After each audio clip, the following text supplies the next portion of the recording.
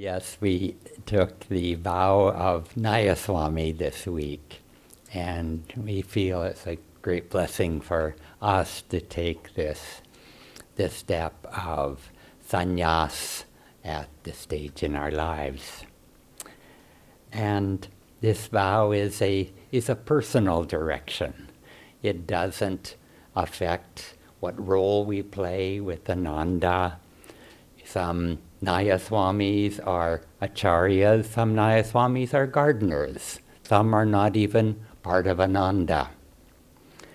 And so let's look at that a little bit.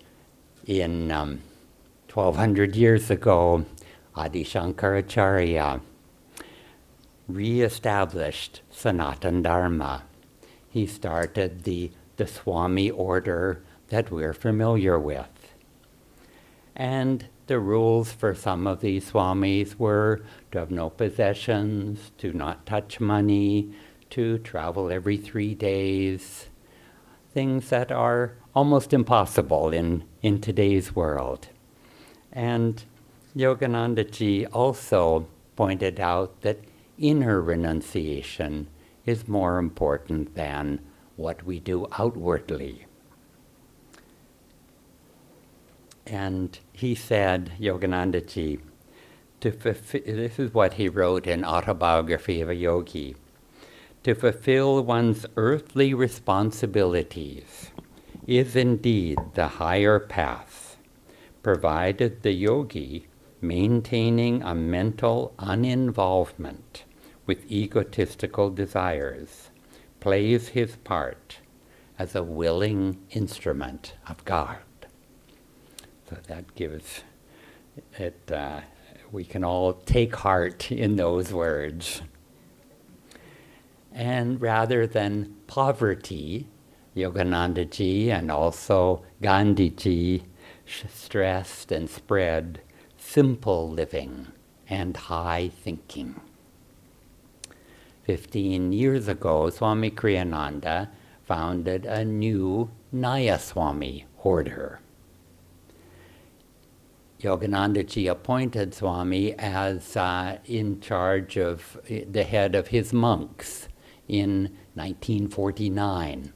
And Swamiji said about that, "My efforts evolved into a new expression of the monastic spirit, less world-rejecting and more God-affirming, less ego-suppressing and more ego-expanding in sympathy to all." Our Nayaswami order is, I believe, in complete accord with Yogananda Ji's wishes. This new order also embraces those who are married, but who want now to live for God above all. It is not limited to the followers of my Guru's path, but is open to everybody. The traditional Geru color symbolizes the fire that the Swami throws into his possessions in renouncing the world and seeking to become nothing. And blue is one of the colors of the spiritual eye. Swamiji calls it, because of that, Swamiji calls it samadhi affirming, expanding to embrace infinity. And so you see two different ways to achieve the same goal. Most important is inner renunciation. So why take any vow at all? An example is the discipleship vow, which some of you have taken. And in it we say to God, discipline me, guide me, purify me, teach me to attune myself to your ray, until through daily meditation, service, and devotion, I unite my soul with your infinite spirit. so that in the midst of the distractions of this world, repeating that vow keeps reminding us of our goal. This is the purpose of the vow. It focuses our efforts, and it spells out the practical steps that we can take towards our goal. And once we achieve that goal, we no longer need the reminder. The same is true with the Nayaswami vow. Swamiji describes a Nayaswami as one who has meditated daily for years, has achieved significant progress towards virtues such as being without anger, has few attachments or desires, working to please God alone, viewing pleasure and pain equally, becoming happy in oneself, and being guided by God's love and grace. And until we reach that lofty goal, these daily reminders are a wonderful help. And someone who aspires towards Nayaswami ideals can take certain steps on the way there. One is brahmacharya, for those who are single and have no intention of marrying. And another is tyaga, for those who are married. Generally, it's for those whose children have grown and are independent, and they're free to make their own decisions with their lives at that point. The parents are. And what about those who believe in these same goals, but are dedicated to the spiritual life, but are at a different stage of life? Young people, those who wish to get married, young couples, those raising children, or individuals whose partner is not supportive of this direction. Swamiji created for them what he called a pilgrim's vow of intention, which says in part, I intend to live by the understanding that life is a pilgrimage, a sacred journey to moksha. I will endeavor to direct all my thoughts and actions towards that goal, to offer up attachments and desires, to expand my sympathies to all men, to live a noble life, observing the yamas and niyamas. I want to be reminded of life's highest purpose. And for anyone here who feels in tune with those ideals, you haven't already taken this pilgrim's vow, we'll be offering it on Yoganandaji's birthday on the 5th of January here. And there's also a book and a website with more information, and we'll be sharing more with you between now and then too. And taking a vow and reminding yourself of that vow, it reminds me of a suggestion and a challenge that Swamiji gave to us years ago. And he said, he invited us to aim to become a jivan mukta in this lifetime, to achieve moksha, become completely free. Not in some future lifetime, maybe I'll achieve moksha. This lifetime, in just a few short years. And it's like, if you can really accept that, it changes your attitudes dramatically. It's like, we think, oh, it really doesn't matter anymore if I buy a new sofa or a car, or if that person treats me badly or he treats me well. And I just don't I don't have to be right. I don't have to win the argument. None of those little things matter anymore. But what is important is that I use this time, let's say we're told we have just 1 month to live. What becomes important? Everything gets tossed upside down. What becomes important is to, tell the people that you care about how much you love them, how much you value them. To expand your sympathies, to love more and more, to spend more time in introspection, in meditation, in contemplating truth and beauty, being in nature. Our priorities completely change. And Yogananda ji said in this regard that this can wait and that can wait, but your search for God cannot wait. Thank you. Many of you may have heard this story before of the man in the village who had a dream. And he had a dream, and Shiva told him that there'll be a sadhu coming through your village tomorrow, and he'll give you a stone, and that stone will solve all your financial problems, and you'll be a rich man. And he woke up from that dream going, oh, I hope that was a real dream. Sure enough, next day, sadhu wanders down the middle of the village, and the villager runs after him and says, Sir, I had in a dream last night that Shiva told me that you would give me a stone and it would make me wealthy. And the sadhu said, really? And just kind of looked through his little sack and came out with the stone. It was clear crystal. It was a big diamond. And he said, yes. So Shiva must have known what he was talking about. And he gave it to the man, and the man ran away happy. And the sadhu went off to the forest.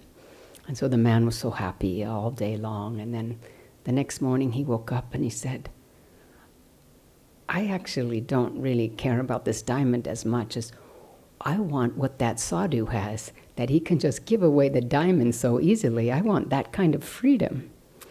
Such a nice story. So what did that sadhu have? Inner renunciation. He was loving God in life and didn't need that big diamond to make him happy. And, in this world, it seems like many of the world's population is going after worldly pursuits and trying to build up their ego. And anybody who says they're going to renounce something, they think they're fanatics. And see, that's why I brought my notes here, to remember what I was talking about. And the joy of having a place like this, and actually Ananda communities and sanghas all over the world, is that we take the spiritual path very, very seriously. And spiritual purpose in our lives is at the forefront of our lives. And it becomes a place where people of all walks of life, of all communities, of all levels in society, can come to get their feet set firmly on the spiritual path. And once our feet are set firmly on the spiritual path, on a day-to-day basis, we have to ask ourselves, now what are we going to do with our energy? Because we can either move that energy inward, as we learn in meditation, and upward toward the divine, toward oneness, or we can let that energy come down the spine and go out to the world in more and more worldly pursuits, just acquisition, wanting fame, wanting power, wanting more and more worldly goods. So we do have that decision almost every day. Is this taking me closer to God, or is this taking me away from my goal of oneness? And what Yogananda ji said was that the three great delusions were wine, sex, and money. This is something I think that you're very familiar with here in India, that this is what also Vivekananda said, I think. And, and why? There's also many more delusions, but those are the three main ones. And they're the most addictive to the mind. for wine or drugs or whatever we're using to alter our consciousness, it's thinking that something outside myself, this substance, is going to free me from boredom or help me escape from suffering. And either way, we're thinking something outside of ourselves is going to fix us. That's a pretty big delusion, but still those things are addictive. And then, of course, there's the whole sensual overstimulating any of the senses. And if a act is moving towards self-indulgence or empowering the ego, that is sensual. If an act is bringing us ever closer to self-giving and oneness, that is not self-indulgence, but self-giving. So there is a difference. And of course, being married, we have all kinds of different situations that come up in our families all the time. But we can use that parameter. Is this an act? Is this, whether it's with my parents or my children or my spouse, is this an act of self-giving, or is this an act of ego indulgence right now?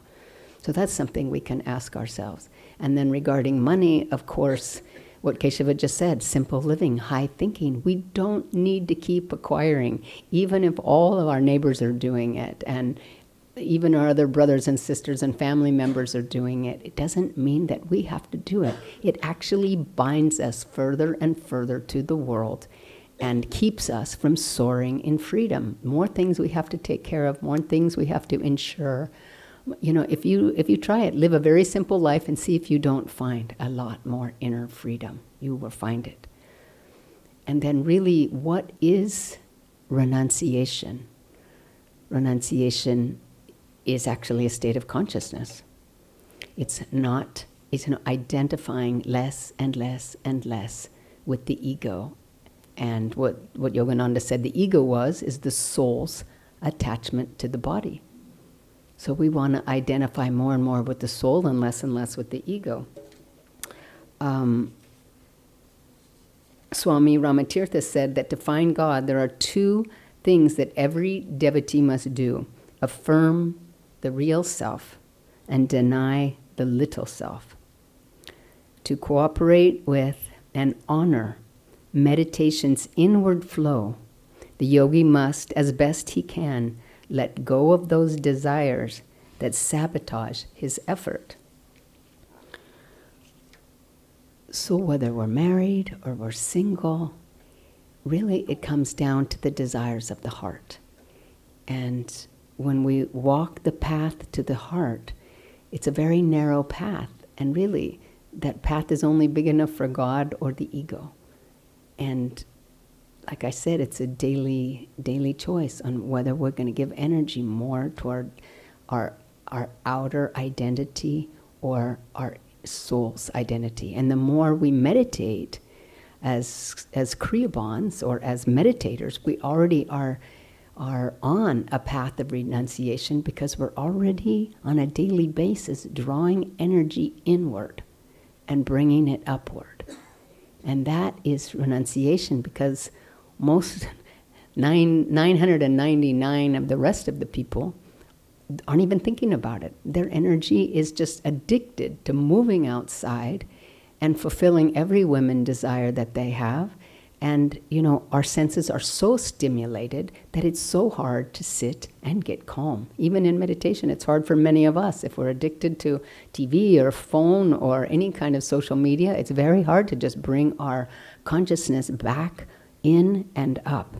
Swamiji says, the goal of meditation is to interiorize one's consciousness. Practitioners of meditation often complain how difficult it is to calm the mind. Actually, what meditators need to do are calm the desires of the heart, the likes and dislikes. To still the mind, one must quiet the heart. And so Keshava was talking about these, the Nayaswami order that Swami Kriyananda created. And as he mentioned, there is the pilgrim's vow, there is the Tyaga vow, there's the Brahmacharya vow, and then there's a vow of complete renunciation, the Nayaswami vow.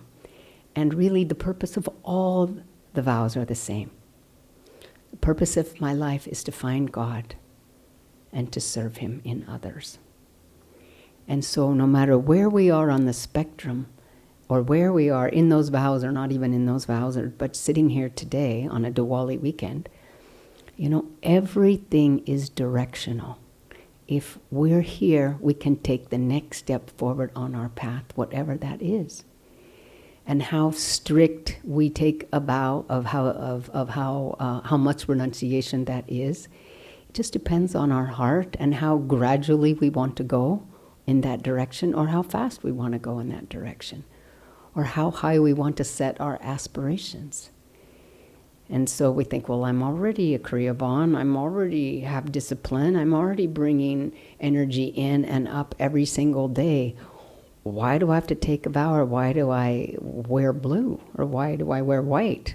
We were actually attached to white for a very long time. And Swami said that the masters, the great avatars, they incarnate to establish virtue in this world. And we, the very serious disciples, can say, I want to stand up and help them do that. And I guess why the blue, why the white? It's just like there is strength in numbers. If people can see, look, those people are very serious about the spiritual path. They've made a commitment that's to God, and they're very serious about it. And they want to help others be strong on their spiritual path also. So Swami said, stand up and be counted. So even if we're sitting here in this room this morning, we are standing up to be counted. We've come on, I think, Sunday morning before Diwali. This is really a great thing that you all came. I actually didn't think many people would be here today. But the masters told us, actually Yogananda ji told us, our guru told us, that we could become free in this lifetime. We could become Jivan Mukta. All of the masters believe that about us. They see our true potential. They already see us at the finishing line. It's we who hold ourselves back and keep ourselves believing these self-limiting definitions of ourself that were created in this lifetime or past lifetimes. But they don't see those. They only see us at the shining finishing point. And so when we gather together like this, we support each other in that direction, in wanting to walk the path to that goal together. If we slip, if we fall, we support each other. A slip is not a fall. And why judge ourselves? Why judge others? We're all on the same path together, walking the goal. I'll end with this. I did want to say this earlier, but here we go. The only promise Maya will ever keep is that it will never fulfill its promises, because we will never find fulfillment outwardly. And I'll end with this quote. Yoganandaji said, the hallmark of true renunciation is inner joy. This is what the masters came to bring mankind. Bless you.